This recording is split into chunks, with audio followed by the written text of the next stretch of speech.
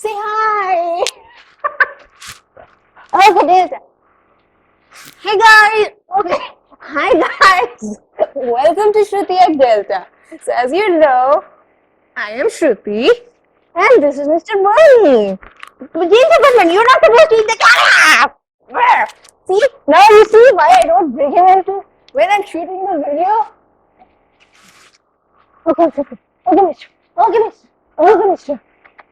Okay, so I guess now he needs to go and I need to start the damn video.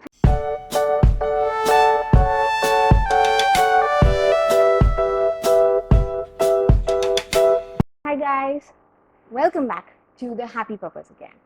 So today's topic of discussion is actually about the different kinds of dog food available in the market. Most of us do have an idea about the kibble, the raw dog food and the homemade dog food. However, there are also other kinds of dog food which are available. In all, there are actually 5 kinds of dog food which are available in the market. So, which one should you choose? Which dog food is the best for your pup? Stay tuned to find out more. So, starting with the kinds of dog food.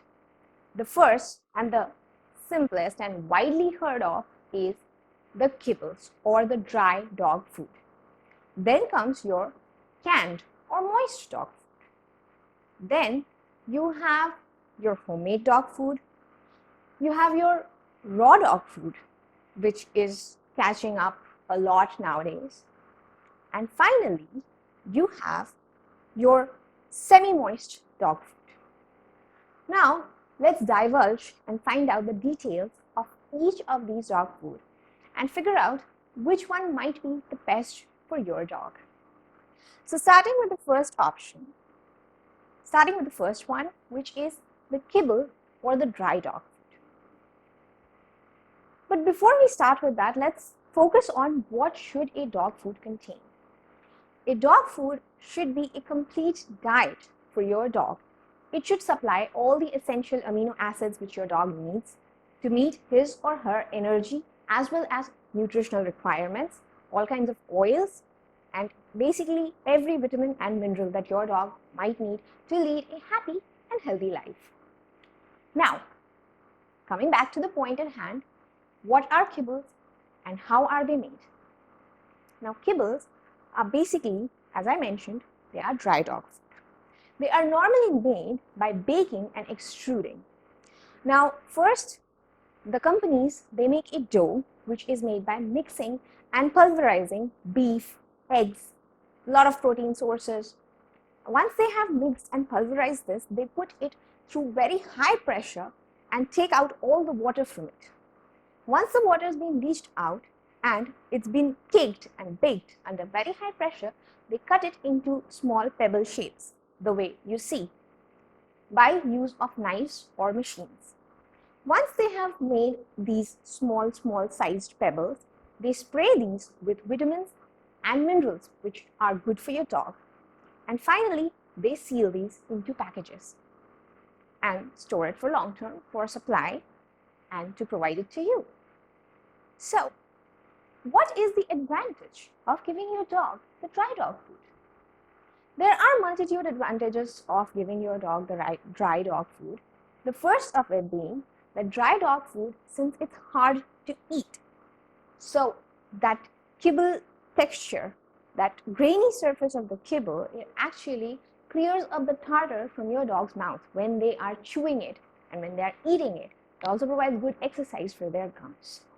And honestly, if you are trying to keep your dog busy with the toys and stuff, kibble is probably a better option than a lot of other meat because dogs love to eat and kibble would actually take them some time to eat compared to all the other food.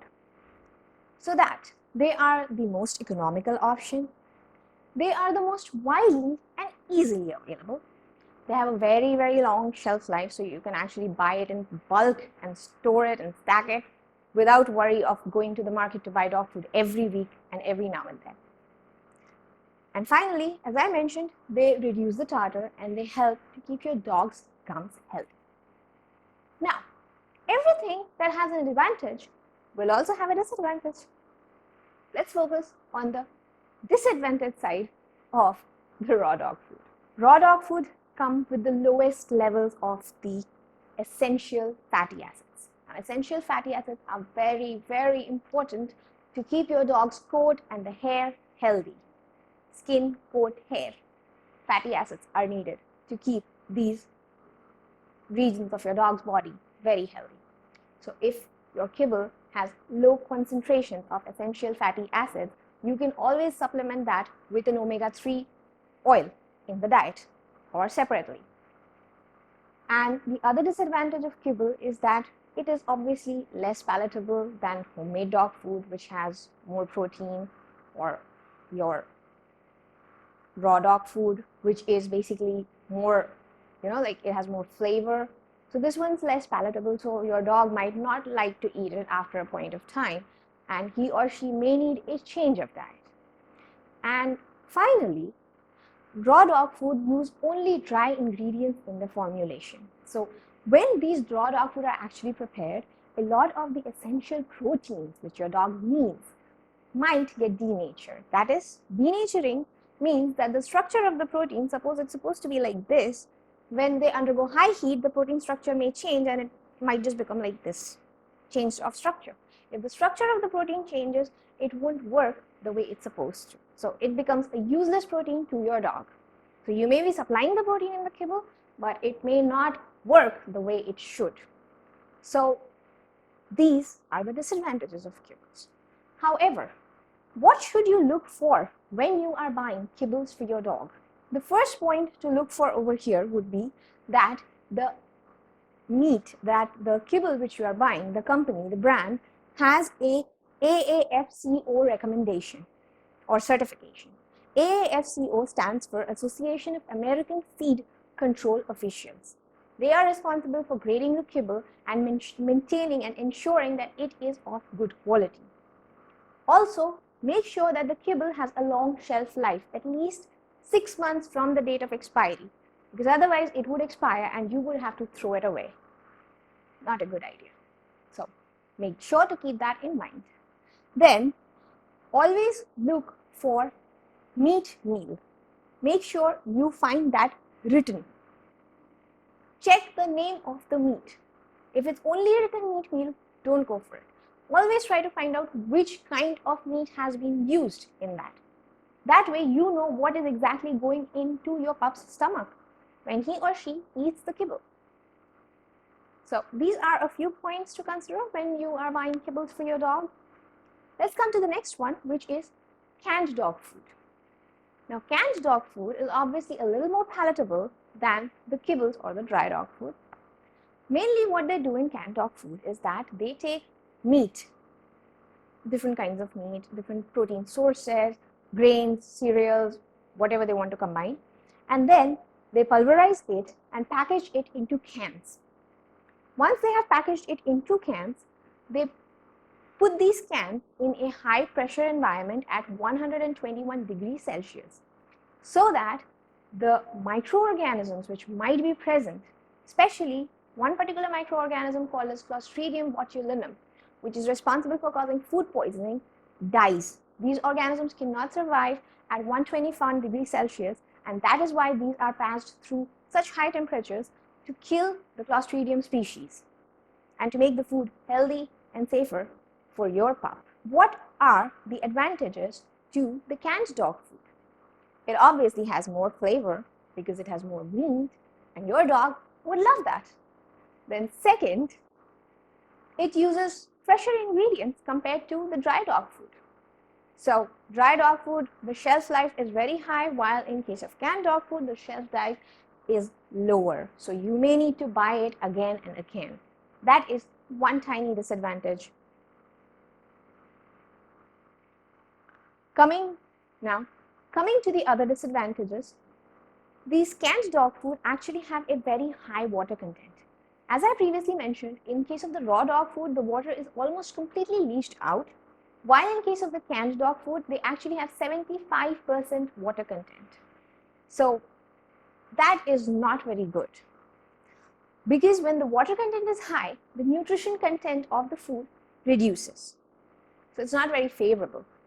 And finally, These type of food contain more calories, which is again not a very favorable thing when you are providing it to your dog. Dogs should not take in a lot of calories, because then they will have to exercise more to burn off that calorie, and overweighing, is a big problem with a lot of dog breeds. So it is not very advisable to go for actually canned dog food that way, especially if your dog has a tendency to become overweight, or if the breed has an overweighing tendency.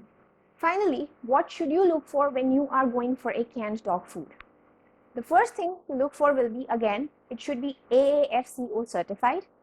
And the second thing, always check the kind of meat, the amount of fiber, and basically the quantity of everything that is mentioned in there. It should have less grains, it should have more meat. You need to confirm all of that before buying a can of dog food. Now coming to the next point, which is semi-moist dog food. These, you can call them as fast food for dogs, because these basically are shaped in the form of burgers and patties and like that. These are generally high on artificial coloring and flavor, and that is the reason these are not very advisable to give to your dog on a daily basis. You can probably give some on their birthdays or on some special occasion, but it's definitely not a regular dog diet, not at all. So keep that in mind and try to not go for this kind of a dog diet. What are the advantages of the semi-moist dog food? The first is that it can be stored at room temperature until you open the packet. One big advantage. Second is that it's obviously more palatable than your dry dog food. So your dog is going to love that. Then, it's easier to chew than dry dog food, a reason why a lot of dogs who have tooth problems would favor semi-moist or canned dog food over the dry dog food. But this will not reduce your dog's tartar, so keep that in mind. And the taste is obviously more appealing, as I mentioned, and it's less messy compared to feeding canned dog food. You have to pull it out of the can and everything, and this one's nicely packaged and easier to feed. And it is also less expensive than canned dog food. So there are a few major disadvantages to this one. As I mentioned previously, these are made in the shape of burgers, and to make it more appealing, they use artificial coloring and artificial flavoring substances, which your dog honestly does not need. And these contain excessive sugar and excessive salt, and we all know that dogs do not need that excessive sugar and salt. Kibbles already contain some amount of salt, but definitely excess is an absolute no for your dog. Then it is more expensive than dry dog food, which is another issue. And finally, the biggest problem with this kind of dog food is that they use polypropylene glycol, PEG. As per FDA, polypropylene glycol should not be consumed by dogs at all. It can be very harmful, even life-threatening to your dog if consumed in excessive amounts. So try to refrain from buying this type of dog diet at all. Now, coming to my favorite dog diet, which is the home-cooked meal. Delta is a super big fan of the home-cooked meal. Ever since he developed teeth and he could eat, he's hated kibbles. He's hated kibbles like anything. Even despite of because of the lockdown right now, we are unable to make his homemade dog food, so we got kibbles. And every day, trust me, I have to make a different formulation to get him to eat that. Someday it's mixed with coconut oil, someday I have to mix it with yogurt, and it cannot be same twice a day. You cannot do that, he will not touch it. So for him, it has always been homemade dog food. Now, as I said, homemade dog food again has its own advantages and disadvantages. So let's jump right into it. In case you have a hypoallergic dog, that way this homemade dog food would be the best, because you would know exactly what you are putting in, and you can cut down on those allergic items which can cause your dog any kind of problems. This type of dog food is also recommended for dogs who are suffering from liver, kidney or heart diseases, who need to specifically cut down on certain types of meat. This one provides a lot more variety. You can mix up different kinds of meat. You can control the amount of grain you are putting in your dog's diet. You can choose to not go with grain at all, or very, very tiny amount of grain. It all depends on you. You can basically mix and match and prepare it the way you want or the way your dog likes. The one big issue with this kind of a dog diet is that it can actually be more expensive than your kibbles, because you will have to get different kinds of meat, combine them together. Some meat might not even be available in your country. So that way, these are a few of the problems with homemade dog food. Like all kinds of protein sources, the ones you want, might not even be available. You may not reach the correct nutritional requirement because you are the one making it and you don't have a weighing scale to find out how much protein is in this meat, how much of protein is in that meat, how much of vitamin is in this, how much of mineral is in that. So that might be a little bit of a problem. The quantity can be another issue, because when you're giving your dog kibbles, it's stated if your dog weighs from this much to this much, or if your dog is of this breed, you give them this much amount of kibble and you're done. But how do you figure that out with homemade dog food or even with the raw dog diet? These are a few of the problems which you might face when you're trying to give your dog homemade dog diet or the raw dog diet, because they don't usually come with quantity specifications as to how much to give. It is not a convenient option if you travel around a lot, because where will you cook? And finally, it is time consuming. But if you are a dog guardian, if you're a dog caretaker, if you're a dog parent, you know the time is worth it. Isn't it? The happiness when you see on their faces when they gobble up the food and they just love it. Nothing compares to that. So anyways, Delta is still on homemade dog food. He's been switched to kibbles, but he's not liking it at all. Anyways, now coming to the last point, last dog food of our discussion for today, which is the raw dog diet. Now, the raw dog diet was proposed for the first time by Dr. Ian Bellinghurst. He was a veterinarian as well as an animal nutritionist. What he did was he had his own pet dogs. He used to feed them raw dog diet, which used to consist of meat bones, organ meat, and some vegetables, raw vegetables. But when he was studying for his veterinarian course, he was told that this kind of food is not good for dog and they should be given kibbles or the raw dog food. So he decided to switch his dogs from this kind of a food, that was the raw dog food, onto kibbles. And he realized that his dogs started developing health conditions. A lot of them. Actually, all of his dogs developed health conditions. So eventually, he switched back to the raw dog diet and he realized that they were doing much better and most of their health conditions got completely resolved. So he is the father of the barf dog diet. I know, it's a funny name, barf, but it actually stands for bones and raw food. What is the advantage of the raw dog food? As per animal nutritionists, they say that dogs are the descendants of wild bulls. And in the wild, they would only eat raw food. Where will they find cooked food? So, even in case of domesticated dogs, raw food is a better option than cooked meat. And dogs do not really need grains. So, if you can provide them with meat, as much meat, it is better. With the raw dog food, people who have given their dogs raw dog food, they have mentioned that after switching to a raw dog food, their dogs started displaying higher levels of stamina, more energy, less fatigue, smaller poops, and overall a better skin, healthy coat, a better temperament overall.